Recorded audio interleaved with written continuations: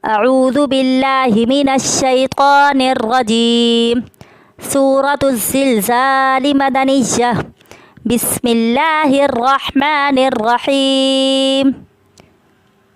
إذا زلزلت الأرض زلزالها وأخرجت الأرض أثقالها وقال الإنسان ما لها يومئذ تحدث أخبارها بأن ربك أوحى لها يومئذ يصدر الناس أشتاتا ليروا أعمالهم فمن يعمل مثقال ذرة خيرا يره ومن يعمل مثقال ذرة شرا يره.